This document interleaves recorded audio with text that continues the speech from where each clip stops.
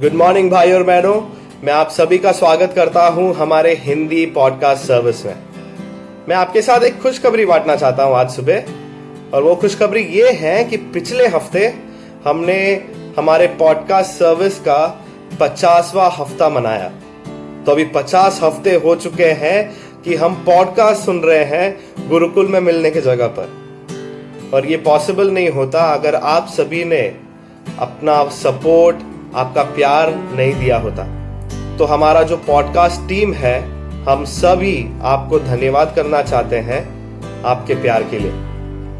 तो हम जानते हैं कि इस लॉकडाउन के सिचुएशन में हम मिल नहीं सकते, तो हम क्यों ये ऑनलाइन सर्विसेज जारी रख रहे हैं, क्यों हमारे जूम मीटिंग्स और पॉडकास्ट जारी रख रहे हैं। बस एक वचन है जो मैं आपके साथ बांटना चाहता हूं, जो शायद ये जता सकता है कि हम ये क्यों करते हैं।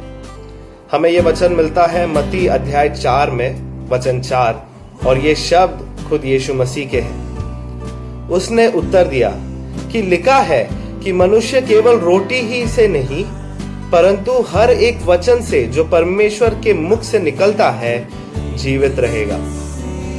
हम ये पॉडकास्ट इसलिए जारी रख रहे हैं, या फिर हमारे जूम मीटिंग्स इसलिए जारी रख रहे हैं क्योंकि परमेश्वर का वचन हमारे लिए खाने के समान है, रोटी के समान है, और उनके वचन के बिना हम जिंदा नहीं रह सकते।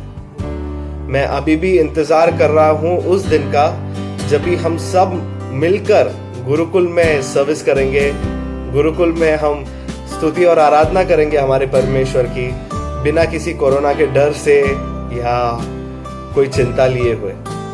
पर तब तक के लिए हमें ये जारी रखना होगा। तो आइए आज का पॉडकास्ट चालू करने से पहले हम एक प्रार्थना करें। हे पिता परमेश्वर, हम आपका धन्यवाद करते हैं कि आपने हमें ये समय दिया, ये अवसर दिया जहाँ पर हम आपकी स्तुति और आपकी आराधना कर सके। पिता, हम आपको इसकी भी धन्यवाद करते हैं कि इतने सारे यंत्र और टेक्नोलॉजी आपने हमें दिया है लॉर्ड, जिससे भले ही हम घर पर हैं पर हम एक दूसरे के साथ समय बिता सकते हैं, संगति कर सकते हैं, प्रार्थना कर सकते हैं और आपका वचन को सुन सकते हैं। पिता, हम ये प्रार्थना करते हैं कि आज के जो सर्विस में हम जो कुछ भी करेंगे वो आपके पवित्र आत्मा के अगुवाई से होगा। हमें आराधना करने सिखाइए लॉर्ड, हमें प्रार्थना करने सिखाइए। ऐसा होने दीजिए कि हम आपके वचन में और गहराई से देखें और समझें, और उससे हम अपना जीवन को बदले लॉर्ड। पिता, हम आपके जैसे बनना चाहते हैं, आपका दिल रखना चाहते हैं और आपको सारा गौरव और महिमा देना चाहते हैं। ये छोटी सी प्रार्थना प्रभु यीशु मसीह के नाम से करते हैं, आमीन।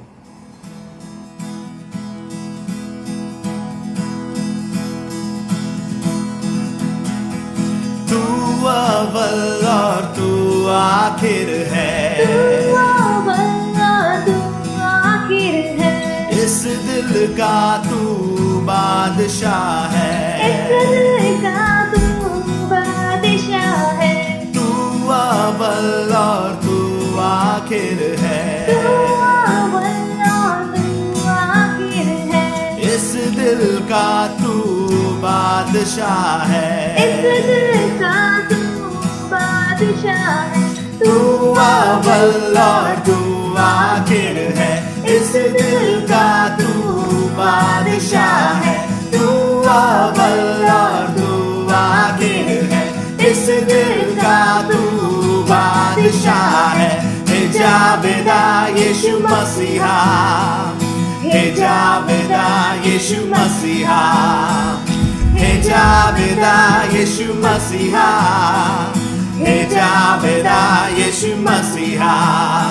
फरिश्तों की भी राग तू है, फरिश्तों की भी राग तू है, बजते तेरा नाम यीशु है, बजते तेरा नाम यीशु है। फरिश्तों की भी राग तू है, फरिश्तों की भी राग तू है, बजते तेरा नाम यीशु है, बजते तेरा नाम यीशु है। फरिश्तों की भी राग तू है, बजते तेरा नाम यीशु है, फरिश्तों की भी राग तू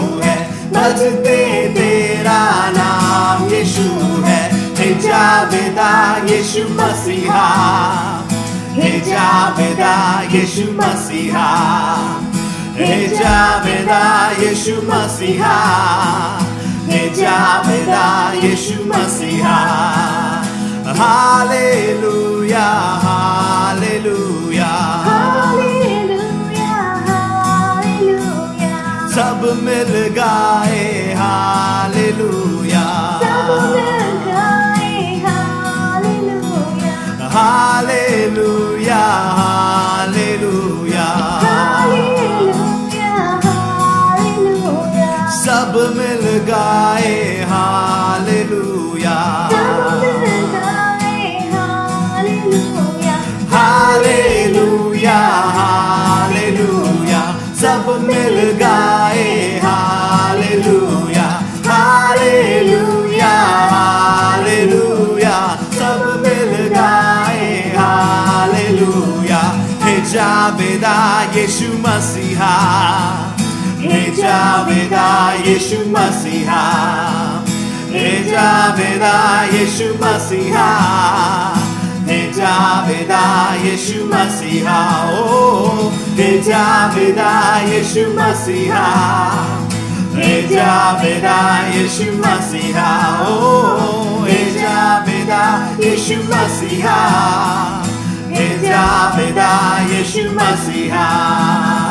राजा यीशु वाला, राजा यीशु वाला, शैतानाला जिंकायाला राजा यीशु वाला, राजा यीशु वाला, राजा यीशु वाला, शैतानाला जिंकायाला राजा यीशु वाला। घालवुनी पापे आणि दुखे घोर पूर्ण शांती घवायाला राजा यीशु वाला, घालवुनी पापे आणि दुःख घोर पूर्ण शांती दवायाला राजा येशू आला। आनंदी आनंद झालो पाप मुक्त मला शुद्ध करायाला राजा यीशु वाला, आनंदी आनंद झालो पाप मुक्त मला शुद्ध करायाला राजा येशू आला। राजाचा तो राजा प्रभूचा तो प्रभू बोलो सारे जय जय बोला राजा यीशु वाला, राजाचा तो राजा, प्रभूचा तो प्रभू, बोलो सारे जय जय बोला राजा येशू आला। राजा यीशु वाला, राजा यीशु वाला, शैतानाला जिंकायाला राजा यीशु वाला, राजा यीशु वाला, राजा यीशु वाला, शैतानाला जिंकायाला राजा यीशु वाला।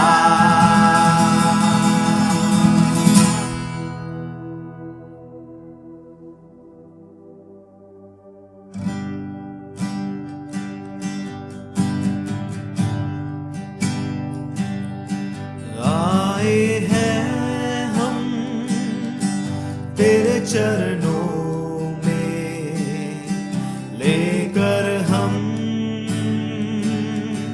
स्तुति, आए हैं हम तेरे चरणों में लेकर हम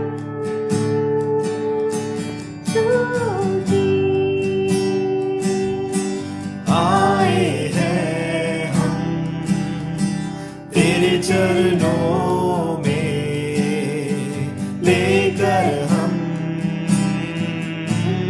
स्तुति।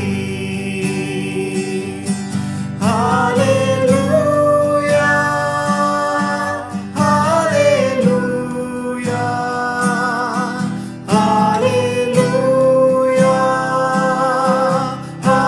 हालेलुया हालेलुया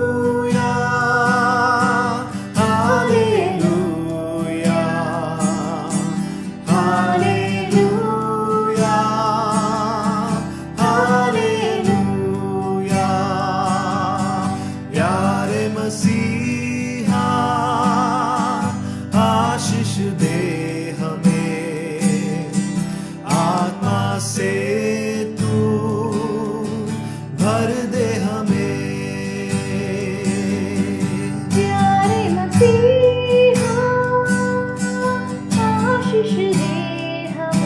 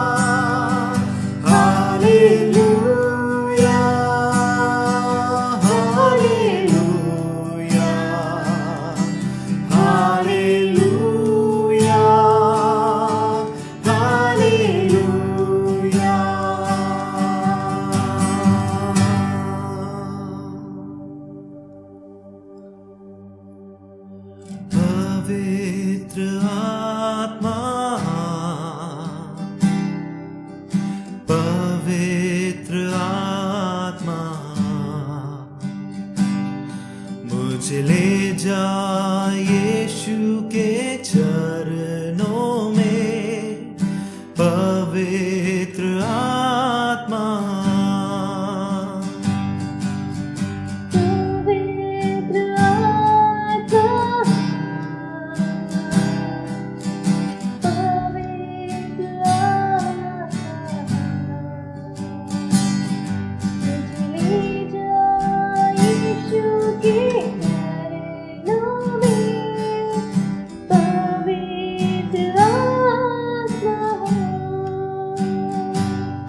सिर्फ तेरे लिए यीशु, तेरे लिए, सिर्फ तेरे लिए यीशु, तेरे लिए, सिर्फ तेरे लिए यीशु, तेरे लिए मैं हाथ उठाता हूँ।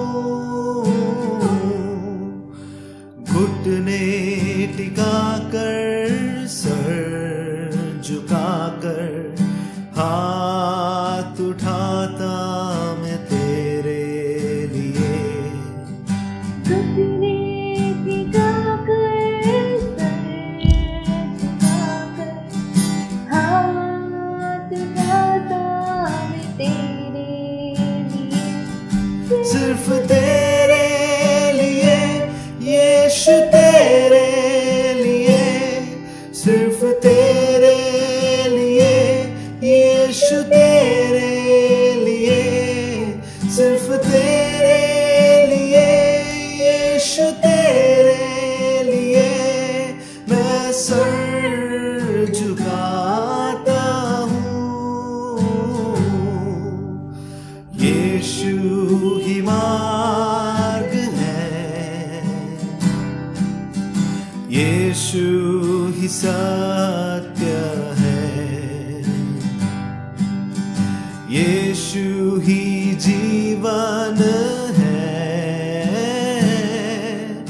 यीशु मेरा प्रभु। पवित्र आत्मा,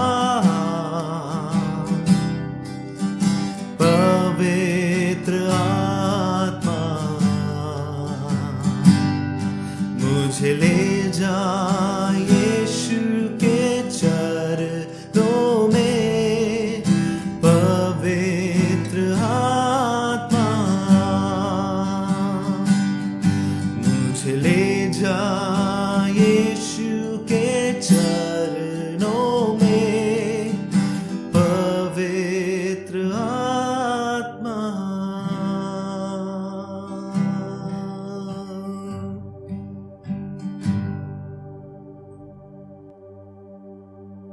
इस दुनिया में ले आए मेरे ही गुनाह उसको, मेरे ही गुनाह उसको, ये जुल्म और सितम उस पर मैंने ही कराया है, मैंने ही कराया है।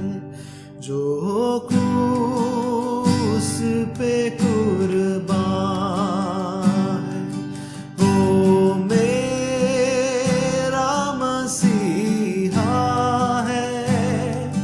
हर जख्म जो उसका है, वो मेरे गुनाह का है। देने को मुझे जीवन, खुद मौत सही उसने, खुद मौत सही उसने। क्या खूब है कुर्बानी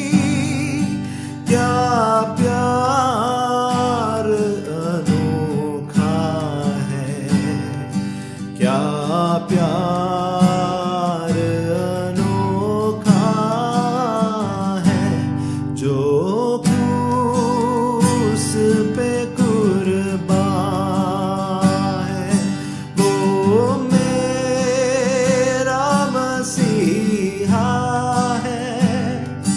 हर जख्म जो उसका है वो मेरे गुनाह का है, जो क्रूस पे कुर्बान है वो मेरा मसीहा है।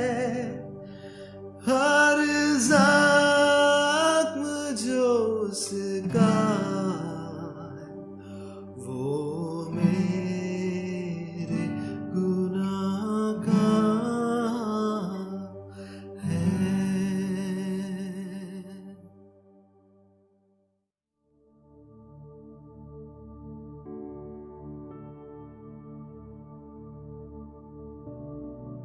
Good morning. ये समय है प्रभु भोज का। आए हम वचन में जाते हैं। पहला पत्रस अध्याय 1 में वचन 18 से 20। क्योंकि तुम जानते हो कि तुम्हारा निकम्मा चाल चलन जो बाप दादाओं से चला आता है, उससे तुम्हारा छुटकारा चांदी सोना अर्थात नाशमान वस्तुओं के द्वारा नहीं हुआ, पर निर्दोष और निष्कलंक मेमने अर्थात मसीह के बहुमूल्य लहू के द्वारा हुआ। उसका ज्ञान तो जगत की उत्पत्ति के पहले ही से जाना गया था, पर अब इस अंतिम युग में तुम्हारे लिए प्रकट हुआ। आमीन। यीशु मसीह को बलिदान देना परमेश्वर के लिए सिर्फ एक सोच या विचार नहीं था, या परमेश्वर ने इसलिए बलि नहीं दिया कि पूरा विश्व नियंत्रण से बाहर हो रहा था। परमेश्वर ने यह योजना इस संसार को बनाने से पहले ही निर्धारित किया था। भले ही हम इस संसार के बनने के कई साल बाद या यीशु मसीह को क्रूस पे चढ़ने के कई साल बाद जन्म ले रहे हैं, लेकिन हमें अपने पाप की गुलामी से बचाने के लिए यीशु मसीह के अलावा और कोई दूसरा उपाय नहीं था। इस योजना की आवश्यकता थी क्योंकि परमेश्वर जानते थे कि हम मनुष्य एक दिन जरूर गिरेंगे। वो ये भी जानते थे कि भले ही हम उनके स्वरूप या उनकी महिमा में बनाए गए हैं, लेकिन एक दिन हम इस संसार की मूर्तियों के सामने जरूर झुकेंगे। वो यह भी जानते थे कि हम एक दिन पाप की गुलामी करेंगे, और उन्हें यह भी पता था कि हम अपने पाप से नहीं बच सकते हैं, या हम अपने आप को पाप से नहीं बचा सकते हैं। केवल परमेश्वर का पुत्र का जीवन ही हमें मुक्ति दिला सकता है। किसी गुलाम को मुक्ति दिलाना आसान नहीं है। उसे छुड़ाने के लिए बड़ी सी बड़ी कीमत चुकानी पड़ती है। वैसे ही जब हम पाप के गुलाम थे, हमारी कीमत बहुत ही अधिक थी। हम बोल सकते हैं कि हमें मुक्ति दिलाना आसान ही नहीं, नामुमकिन था। इस संसार की कोई भी वस्तु हमें नहीं छुड़ा सकता था। इसलिए परमेश्वर ने स्वर्ग से अपने एकलौते पुत्र को त्याग दिया ताकि हम मुक्ति पा सके। भाई बहनों, जैसे हम प्रभु भोज में भाग लेंगे, जैसे हम रोटी लेंगे जो यीशु मसीह के शरीर को दर्शाता है, और द्राक्ष रस जो यीशु मसीह के लहू को दर्शाता है, आए हम परमेश्वर का आभार प्रकट करें कि उन्होंने इतना साहस से इस संसार को बनाया। उनको पता था कि एक दिन जो मनुष्य उनके हाथों से रचे गए हैं, वही मनुष्य उनके पुत्र का जीवन लेंगे। आए हम प्रभु भोज के लिए प्रार्थना करते हैं। हे महान स्वर्ग पिता परमेश्वर, धन्यवाद करना चाहता हूँ इस समय के लिए जो आपने हमें दिया, ताकि हम प्रभु भोज के द्वारा ये याद कर सके कि यीशु मसीह और आप कितने महान हो, और आपकी महानता आपकी कुर्बानी से दिखती है पिता। हम जिसके लायक नहीं थे, फिर भी आप तैयार थे आपके इकलौते पुत्र को हमारे लिए त्याग देने के लिए। इससे पता चलता है पिता कि आपका प्रेम हमारे लिए कितना महान है, कितना शुद्ध है, कितना पवित्र है और कितना सच्चा है। परमेश्वर, जैसे हम इस प्रभु भोज को अपनाएंगे, हमें मदद करना कि हम आपके हर एक कार्य को याद कर सकें और हम उसके प्रति आभारी रह सकें। परमेश्वर, हमारे जीवन को आपके हाथ में सौंपते हैं कि आप हमें अगवा कीजिए, हमें सिखाइए ताकि हम आपके रास्ते से भटके ना। आने वाला जो भी समय है और इस सभा को आपके हाथ में सौंपते हैं। ये छोटी सी प्रार्थना आपके प्यारे पुत्र यीशु मसीह के नाम से करते हैं, आमीन।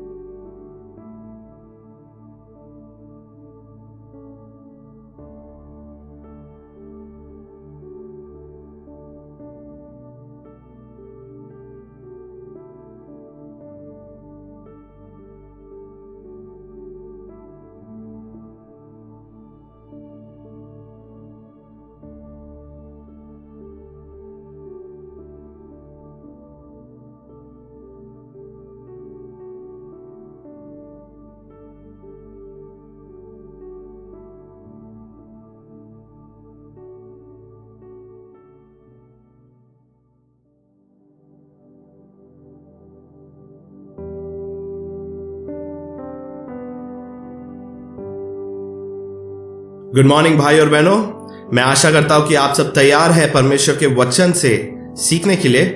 आइए आगे बढ़ने से पहले एक प्रार्थना करें।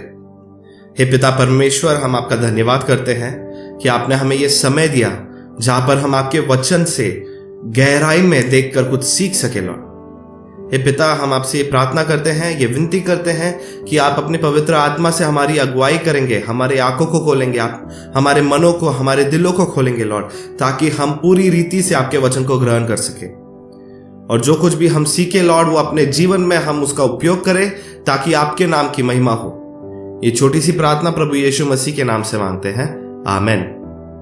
तो जैसे कि आपको याद होगा कि पिछले हफ्ते हमने अध्याय 5 का पहला भाग से सीखा था और आज हम उसके दूसरे भाग से सीखेंगे। तो आज हम पढ़ने वाले हैं प्रेरितों के काम के अध्याय 5 में से 17 से 42 तक। पर एक छोटा सा रिकैप देना चाहता हूं कि हमने पिछले हफ्ते क्या देखा।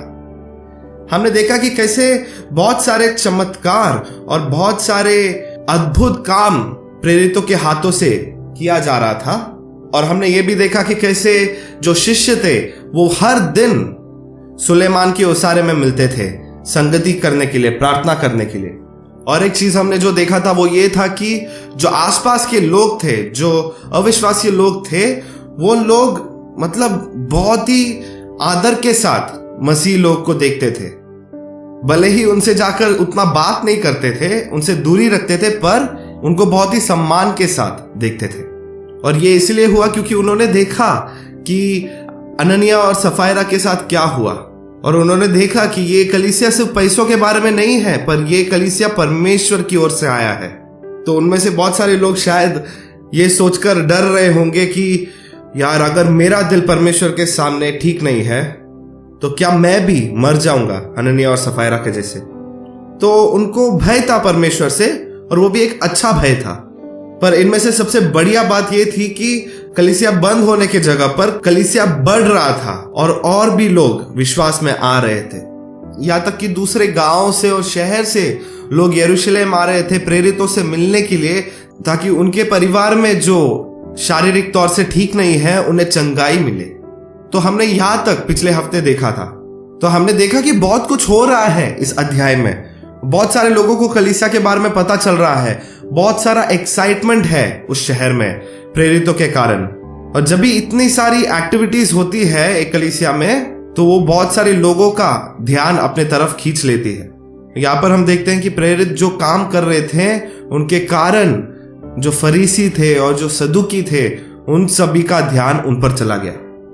आपको ये याद दिलाना चाहता हूं कि कुछ अध्याय पहले हमने देखा था कि कैसे इन प्रेरितों को बताया गया था कि यीशु के नाम से प्रचार नहीं करना है, पर फिर भी ये जो शिष्य है वो घरों में जाकर लोगों से मिलकर उनको यीशु के बारे में सिखा रहे थे। तो यहां पर हम देख रहे हैं कि वो जो है इन फरीसियों का और सदुकियों का जो आज्ञा है उसे नहीं सुन रहे हैं, बल्कि उसका उल्टा कर रहे हैं। तो आइए हम देखते हैं कि आगे क्या हुआ। हम पढ़ेंगे प्रेरितों के काम अध्याय 5 से वचन 17 से 18 तक। तब महायाजक और उसके सब साथी जो सदुकियों के पंथ के थे ढा से भरकर उठे और प्रेरितों को पकड़कर बंदीगृह में बंद कर दिया। तो यहां पर हम देखते हैं कि जो सदुकी हैं वो बहुत ही ईर्ष्या से भर चुके हैं। हम ये पहले देख चुके हैं कि ये वही गुट है जिसने पिलातुस के पास जाकर उन्हें मनाया था कि वो यीशु मसीह को क्रूस पर चढ़ा दे। और वहां पर भी हम ये देखते हैं कि पिलातुस को साफ साफ दिख रहा था कि ये लोग ये इसलिए कर रहे हैं क्योंकि वो यीशु मसीह के खिलाफ ईर्ष्या रखते थे। ये ईर्ष्या जो है वो एक ऐसी अनुभूति है जिससे अगर हम कंट्रोल में ना लाए तो वो हमसे बहुत सारी बुरे बुरे काम करवाती है। ये बहुत ही सामर्थ्य अनुभव है और ये हमारे लिए बुरा है। तो आइए हम कुछ उदाहरण देखते हैं जहां पर कुछ लोग ईर्ष्या की वजह से बुरे काम करने लगे। सबसे पहले तो पुराने नियम में हम जब गिनती की किताब में जाते हैं तो हम देखते हैं कि जो इजराइल के लोग हैं वो रेगिस्तान में कई सालों के लिए घूम रहे थे, भटक रहे थे और वो बहुत सारे प्रॉब्लम से भी गुजर रहे थे। और ऐसा एक प्रॉब्लम तब आया था जब भी परमेश्वर ने यह निर्णय किया कि इजराइल के जो लीडर्स हैं या फिर जो उन पर मैं अपनी पवित्र आत्मा को डालूंगा ताकि वो इजराइल के लोगों का सही रीति से अगुवाई कर सके। पर जब ये पवित्र आत्मा उन पर आया तो वो भविष्यवाणी करने लगे। और जब यहोशू ने यह देखा तभी वो मूसा के पास भागकर चला जाता है और बोलता है, हे प्रभु, इन्हें कह कि ये चुप रहे। पर मूसा यहोशू के तरफ देखकर बोलता है, क्या तू मेरे खातिर इनके तरफ ईर्ष्या रख रहा है? और फिर उसके बाद मूसा उसे कहता है कि मेरी ये इच्छा है कि परमेश्वर के हर लोगों पर उनकी पवित्र आत्मा आए ताकि इजराइल के सारे लोग भविष्यवाणी करें। हम देखते हैं कि मूसा को कोई फर्क नहीं पड़ रहा था और वो ईर्ष्या के इस भावना को अपने ऊपर काबू करने नहीं दे रहा था। पर ऐसा वो कैसे कर पाया? अगर हम गिनती की किताब अध्याय 12 में देखें तो वहां पर हमें इसका उत्तर मिलता है। यहां पर लिखा गया है कि धरती पर मूसा से ज्यादा दीन व्यक्ति और कोई नहीं था। दीनता जो है वो ईर्ष्या के खिलाफ एक दवाई का काम करता है। तो अगर दीनता ईर्ष्या के खिलाफ एक दवाई का काम करता है तो ईर्ष्या को बढ़ोतरी कौन देता है? ये कौन सी भावना है जो ईर्ष्या को बढ़ाता है? वो है दीनता का जो ऑपोजिट होता है, वही जो कि है घमंड। घमंड वो भावना है जिससे हमारी जो ईर्ष्या है, हमारे दिल में जो ईर्ष्या है वो बढ़ती है। दूसरा और एक उदाहरण जो हमें पवित्र शास्त्र से मिलता है वो यह है कि जब शैतान को, जो परमेश्वर के स्वर्गदूत में से एक था, उसके दिल में जब भी घमंड आया उसे अपने पद से निकाल दिया गया और उसे नरक भेजा गया। और उसके बाद हम देखते हैं उत्पत्ति की किताब में कि कैसे वो आदम और हवा के पास जाता है और उनमें भी इस घमंड का पाप को लेके आता है, जिसके कारण हम सब पाप में गिर गए। और एक उदाहरण जो हमें मिलता है वो है दाऊद और शाऊल की कहानी से, कि कैसे दाऊद अपने लोगों में बहुत ही जाना माना व्यक्ति बन गया था उसके राजा होने से पहले ही, क्योंकि उसने इजराइल के जो सेना है उससे बहुत सारे जंग में जीत हासिल करवाई थी। और जिसके कारण लोग ये गीत गाने लगे कि शाऊल ने अपने हजारों को मार दिया है पर दाऊद ने अपने 10,000 को मार दिया है।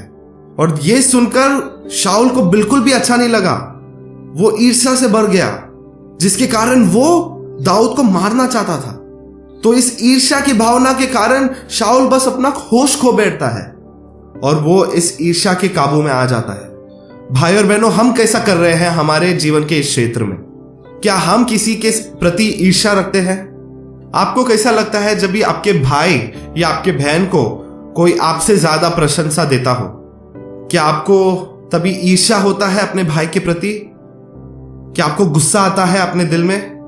यह बहुत ही खतरनाक पाप है मेरे भाई और बहनों, क्योंकि ये एक ऐसी भावना है जो आपको अंधकार में ले जाएगा।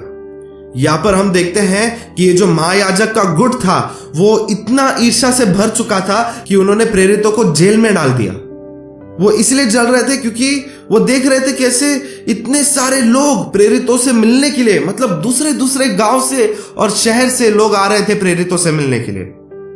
और वो देख रहे थे कैसे ये प्रेरित जो है वो इतने अद्भुत कार्य कर रहे थे, वो लोगों को चंगा कर रहे थे। और वो अपने जीवन में देख रहे थे कि भाई मैं तो एक महायाजक हूं, पर मैं किसी को चंगा नहीं कर पा रहा, मैं किसी को मृत्यु से फिर से जिंदा नहीं कर पा रहा।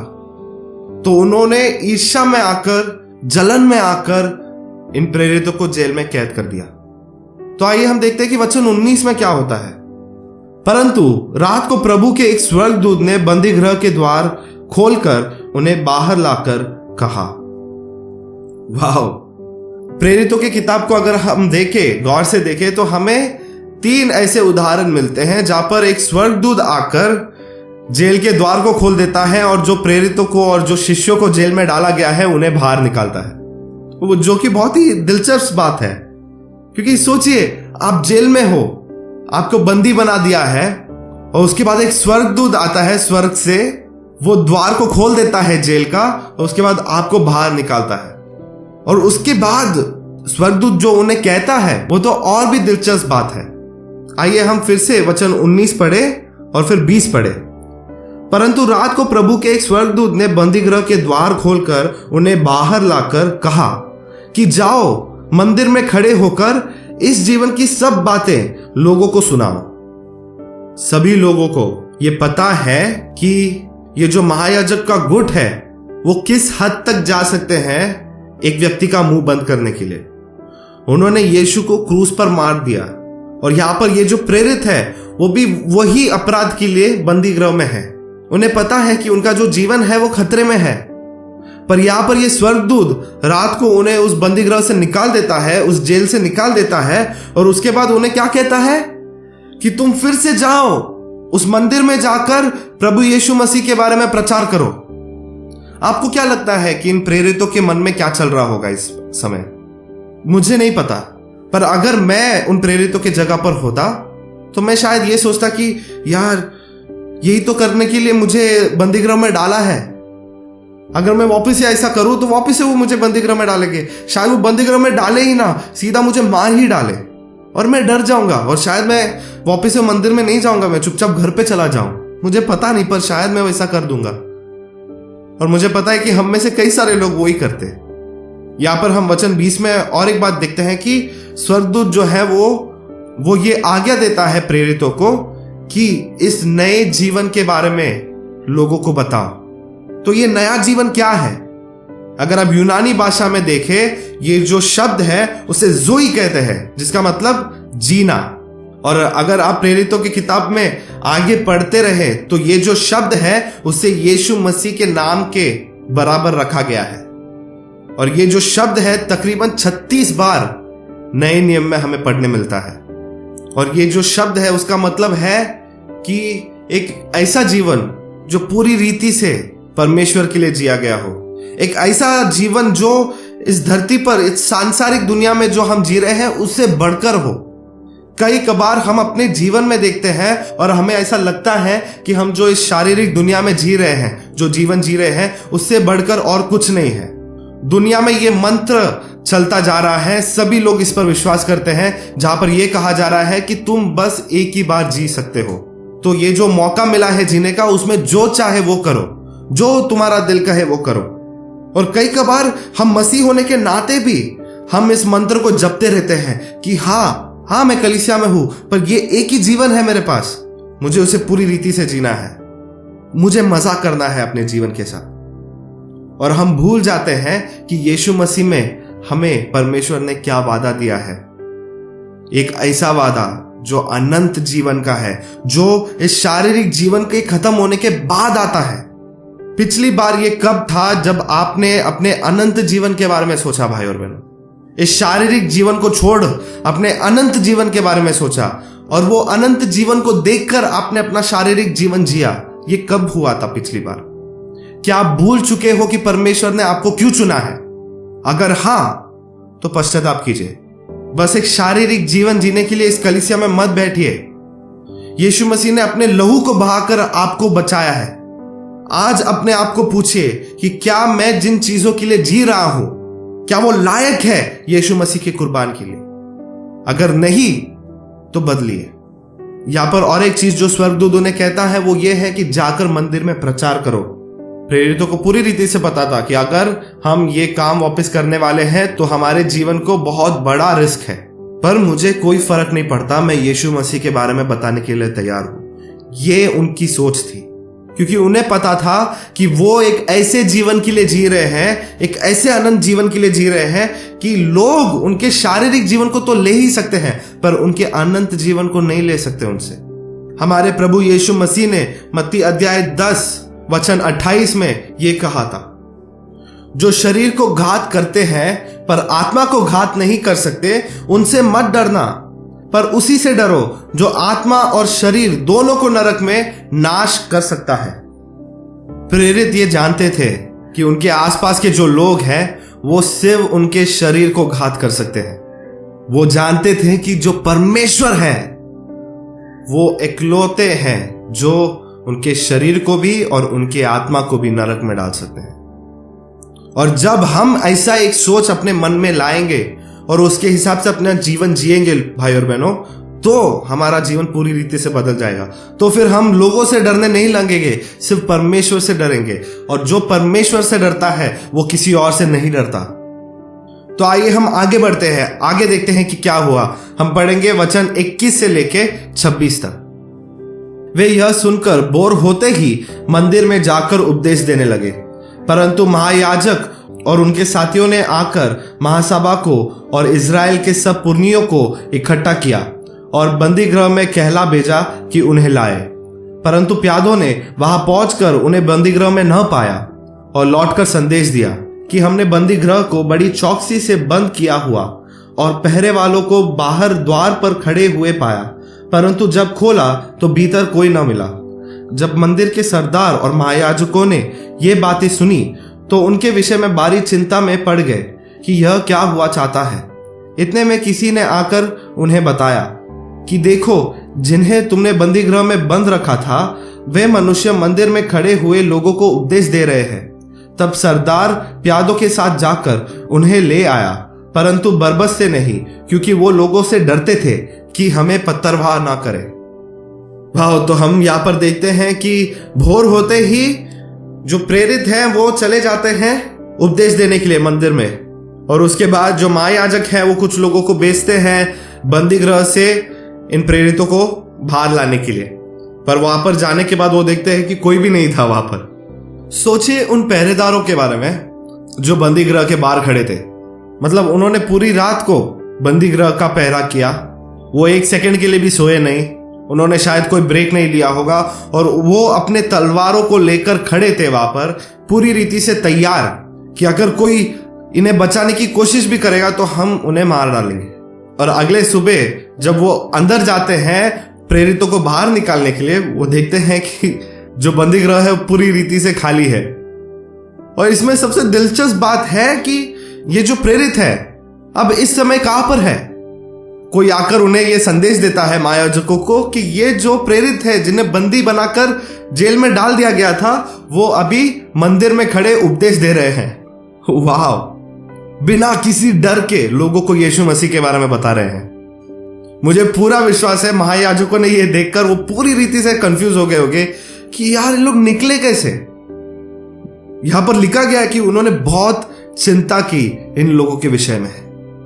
वाह, तो आइए देखते हैं, हम आगे पढ़ते हैं 27 से लेकर 28 तक। उन्होंने उन्हें फिर लाकर महासभा के सामने खड़ा कर दिया और महायाजक ने उनसे पूछा, क्या हमने तुम्हें चिताकर आज्ञा न दी थी कि तुम इस नाम से उपदेश न करना? तो अभी देखो, तुमने सारे यरूशलेम को अपने उपदेश से भर दिया है और उस व्यक्ति का लहू हमारे गर्दन पर लाना चाहते हो। इन दो वचनों में जो दिलचस्प बात यह है कि हमें यह याद रखना है कि ये जो महायाजक है वह उस समय के सुप्रीम कोर्ट के जज के जैसे थे। तो यरूशलेम में ऐसा कोई भी व्यक्ति नहीं था जो महायाजकों के आज्ञाओं के विरुद्ध खड़ा रहे। इजराइल के सारे लोग महायाजकों से डरते थे क्योंकि ये परमेश्वर की ओर से थे, ये उनके मन में था।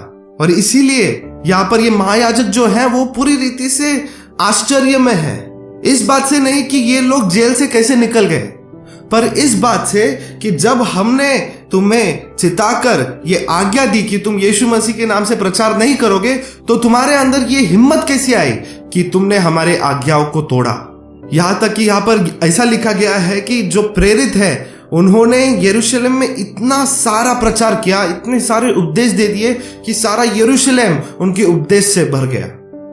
वाह, मैं चाहता हूं कि कोई घाटकोपर के बारे में या फिर चंबूर के बारे में ऐसा कहे, पर आइए हम देखते हैं कि पतरस और प्रेरितों ने उन्हें क्या उत्तर दिया। हम पढ़ेंगे वचन 29। तब पतरस और प्रेरितों ने उत्तर दिया कि मनुष्य की आज्ञा से बढ़कर परमेश्वर की आज्ञा का पालन करना ही कर्तव्य कर्म है।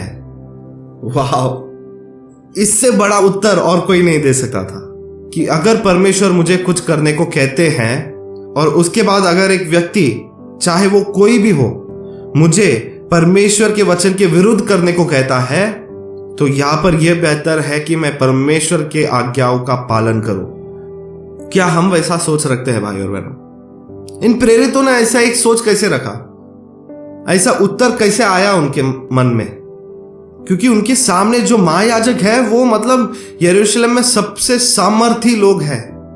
लोग डरते हैं इन महायाजकों से, पर यहां पर पतरस और ये प्रेरित खड़े हैं बिना किसी डर से। मुझे लगता है यहां पर वो ऐसा कर सके क्योंकि उन्हें पता था कि उनके जीवन से बढ़कर, उनके शारीरिक जीवन से बढ़कर एक जीवन है जिसके लिए परमेश्वर ने हमें चुना है, और उस जीवन की वजह से अगर मुझे मरना भी पड़े तो मैं तैयार हूं। परमेश्वर का वचन कहता है बार बार कि हमारा जो ये जीवन है बस एक भाप है जो कि एक सेकंड यहां पर होगा और दूसरे सेकंड में गायब, खत्म, और उसके बाद उसका जो जगह है वो उसे याद भी नहीं करेगा। पर एक ऐसा जीवन परमेश्वर हमें देना चाहते हैं जो अनंत काल के लिए है, जहां पर हम यीशु मसीह के साथ रहेंगे उनकी स्तुति और उनकी आराधना करने के लिए। और यहां पर पतरस और जो प्रेरित हैं वो उस जीवन की ओर देख रहे थे, इसलिए उन्हें अपने शारीरिक जीवन से कुछ लेना देना नहीं था। आइए हम पढ़ते हैं वचन 30 और 31 में वो क्या कहते हैं।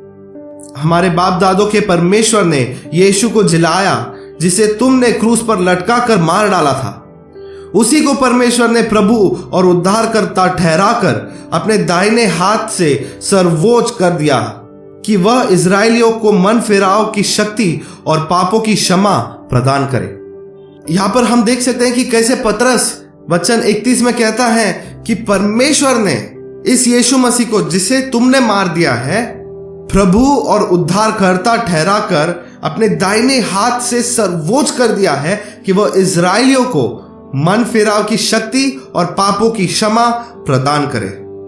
पर यहां पर ऐसा क्यों लिखा है कि सिर्फ इजरायलियों के मन को, पूरे जगत के लोगों के लिए क्यों नहीं?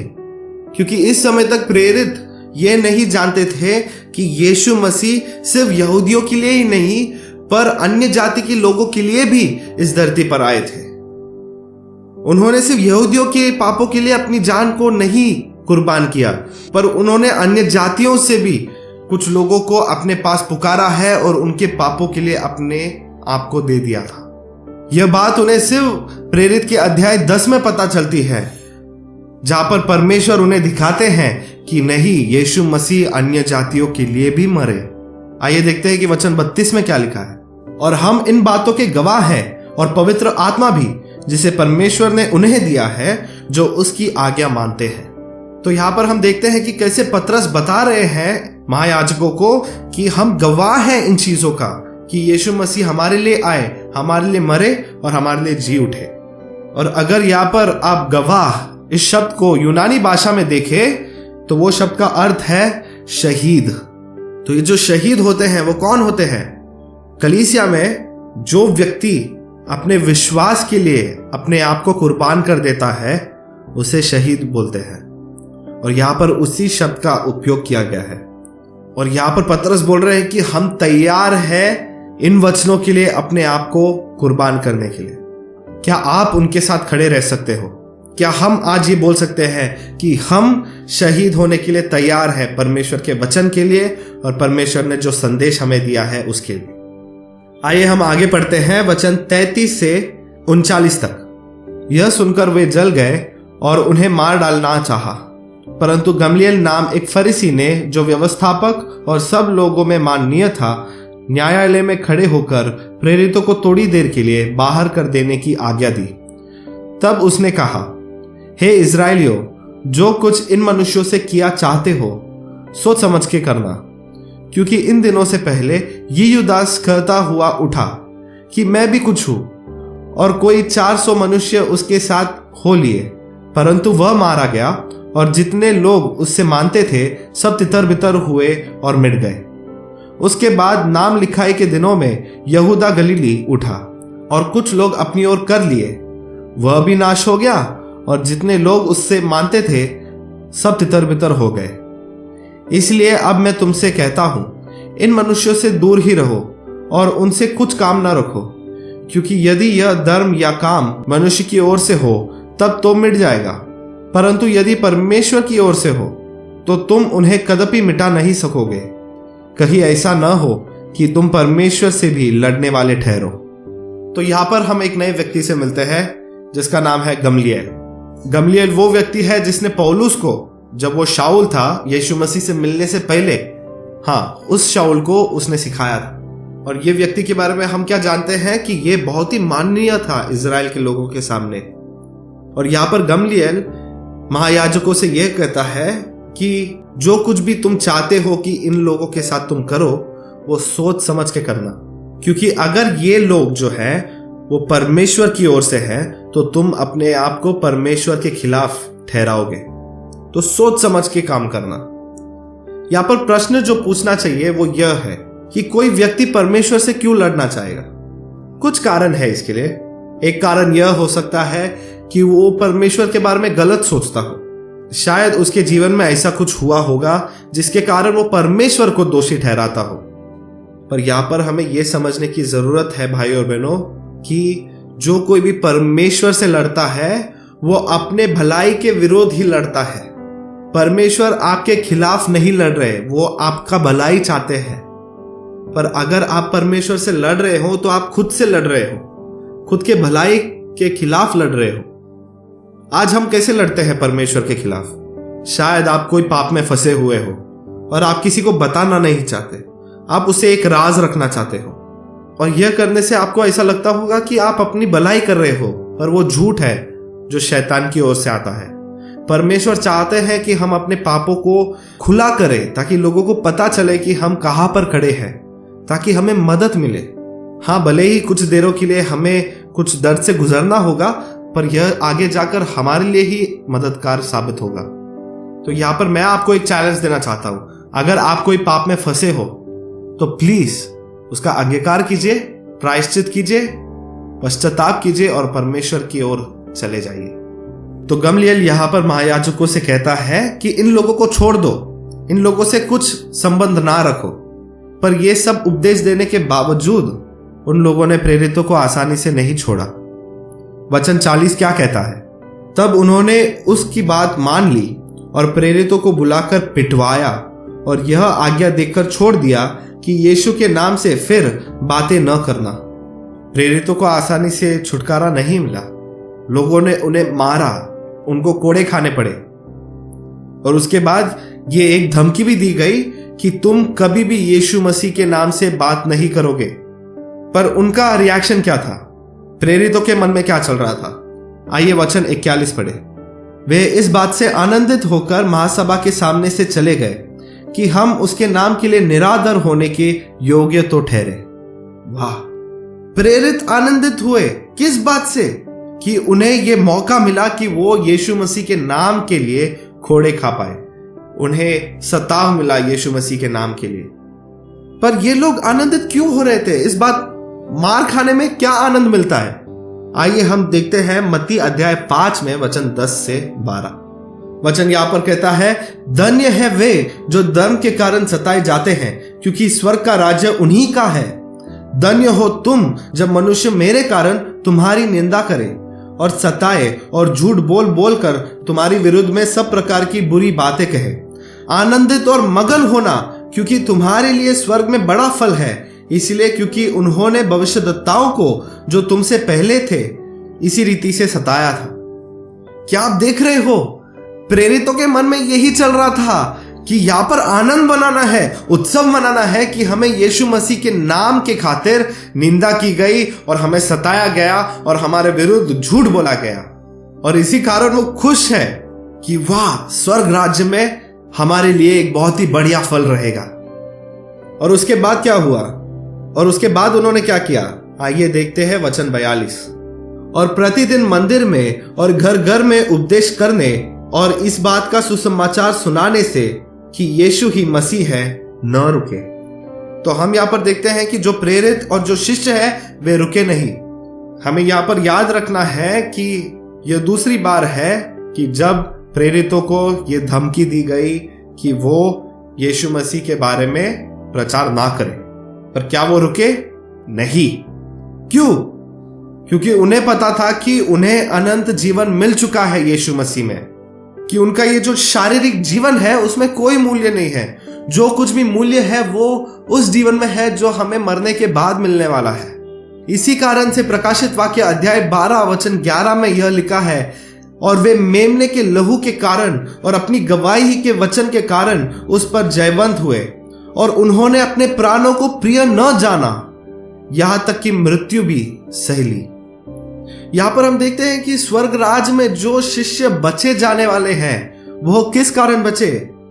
मेमने के लहू के कारण, अपने गवाही के वचन के कारण, और उन्होंने अपने जीवन को भी मूल्यवान नहीं समझा, यहां तक कि उन्होंने अपने प्राणों की आहुति भी दे दी, अपने आप को कुर्बान कर दिया। मृत्यु से वो डरे नहीं। पर अगर आप अनंत जीवन के बारे में नहीं जानते और आप ये वचन पढ़ेंगे तो आपको ये वचन में कोई भी मतलब समझ में नहीं आएगा। आप ये सोचोगे कि अपने जीवन से कौन प्यार नहीं करता, सभी अपने जीवन से प्यार करते हैं। पर जो लोग इस वचन के अर्थ को जानते हैं, जो लोग अनंत जीवन को जानते हैं, जो लोग यीशु मसीह को जानते हैं, वो ये जानते हैं कि ये जो शारीरिक जीवन है उसे पकड़कर रखकर कोई फायदा नहीं। ये शारीरिक जीवन जो है बस 2 सेकंड का है, उसके बाद न्याय आने वाला है। और हमने जो जीवन जिया है उसी के रीति से हमारे ऊपर न्याय किया जाएगा, और हमें पता चलेगा कि क्या हम स्वर्ग राज्य में प्रवेश करने वाले हैं या फिर नरक में हम अपने सजाओं को भुगतने वाले हैं। जो सच्चे शिष्य हैं वो मृत्यु से नहीं डरते, वो अपने जीवन का कोई मूल्य नहीं रखते। उनके मन में सिर्फ एक ही विचार है कि हाँ, मैं यीशु मसीह के लिए जीऊंगा, उनके वचनों को लोगों तक पहुंचाऊंगा, प्रचार करूंगा और उन्हें बताऊंगा कि यीशु ही मसीह है। क्या आज हम वैसा सोचते हैं भाई और बहनों? या फिर क्या हम अपने आप को बचाने की कोशिश कर रहे हैं कि मेरे जीवन का क्या, मेरे बच्चों का क्या, मेरे घर का क्या, और हम यीशु मसीह के वचनों को दूसरों तक नहीं पहुंचा रहे? क्या आज हम वैसा जीवन जी रहे हैं भाई और बहनों? अगर हां, तो हमारी कलीसिया में रहने का कोई फायदा नहीं है। और आखिरी दिन में यीशु मसीह भी हमसे यही कहने वाले हैं कि मैं तुम्हें नहीं जानता, मुझसे दूर हो जाओ। भाई और बहनों, यीशु मसीह के लिए अपना जीवन जिए, उनसे बढ़कर इस जीवन में और कुछ नहीं है। तो अंत करने से पहले मैं आपके साथ और एक वचन बांटना चाहता हूं। हम पढ़ेंगे यूहन्ना अध्याय 15 में वचन 18 से 21। और यहां पर यीशु मसीह हमसे कुछ बहुत ही महत्वपूर्ण बात कहते हैं।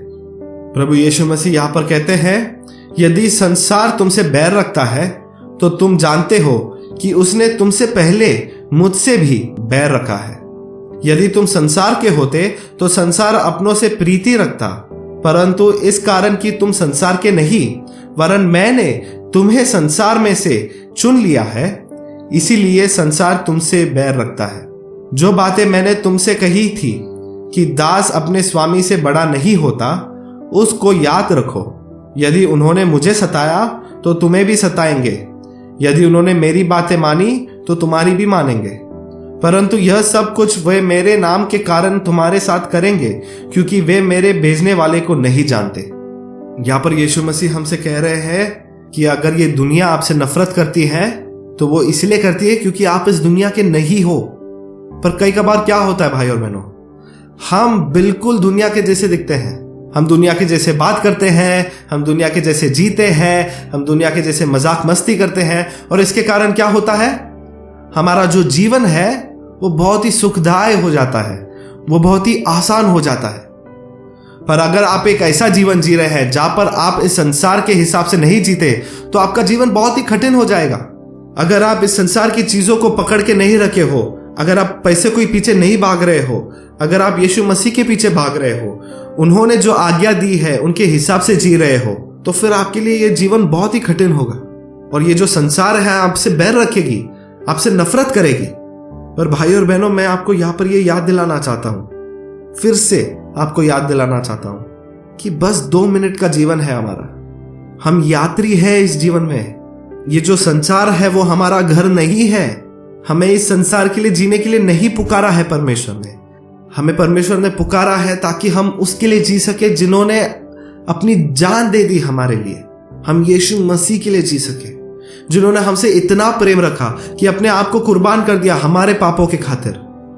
तो आइए आज सुबह हम ये एक निर्णय ले कि हम यीशु मसीह के लिए जिएंगे। यीशु मसीह के लिए जीने का मतलब क्या है कि हम उनके साथ प्रार्थना में समय बिताएंगे, हम उनके वचनों को पढ़ेंगे, हम उनके वचनों से सीखेंगे, और जो कुछ भी हम सीखेंगे उसी रीति से हम अपने जीवन को जिएंगे। हम जो कुछ भी करेंगे वो परमेश्वर की महिमा के लिए होगा। हम इसलिए नहीं जिएंगे ताकि दुनिया में हमारा जो जीवन है वो सुखदायक हो, पर हम इसलिए जिएंगे ताकि यीशु मसीह का नाम सारे ब्रह्मांड में छा जाए, ताकि लोगों को पता चले कि यीशु मसीह कौन है। आइए हम अपने पहले सदी के भाइयों बहनों से सीखे, उस कलीसिया से सीखे जिसके बारे में हम प्रेरितों के काम के इस किताब में पढ़ते हैं। और ऐसा करने से हमारे यीशु मसीह के चेहरे पर एक मुस्कान ले आए। मैं आशा करता हूं कि आज के इस मैसेज से आपने बहुत कुछ सीखा। आइए हम पूरी जी जान से इन वचनों पर चलने की कोशिश करें यीशु मसीह के पवित्र आत्मा के द्वारा। तो इसी से हम अध्याय 5 का अंत करते हैं और अगले संडे हम अध्याय 6 से सीखेंगे। मैं आशा करता हूं कि आप पूरी तैयारी कर रहे हैं क्विज के लिए, क्योंकि अध्याय 7 के बाद हमारा एक क्विज होने वाला है। तो आइए आज का पॉडकास्ट खत्म करने से पहले हम एक आखिरी गीत गाएं और अगले संडे मिलने तक परमेश्वर का अनुग्रह आप सभी के जीवन में भरपूर रहे। आमीन।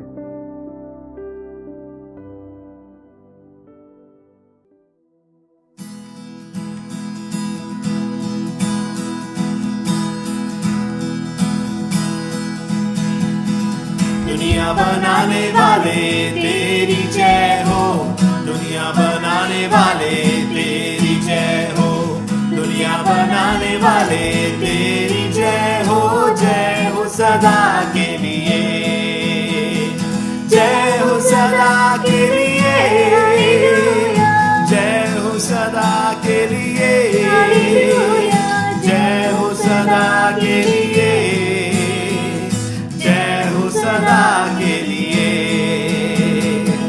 तुम्हारे कहने से ये दुनिया बनी, तुम्हारे कहने से ये आंधी थमी, तुम्हारे कहने से ये दुनिया बनी, तुम्हारे कहने से ये आंधी थमी।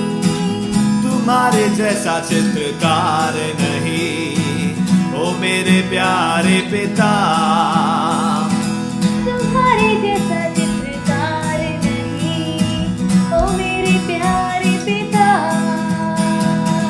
दुनिया रचाने वाले तेरी जय हो, दुनिया सजाने वाले तेरी जय हो, दुनिया सजाने वाले तेरी जय हो सदा के लिए, जय हो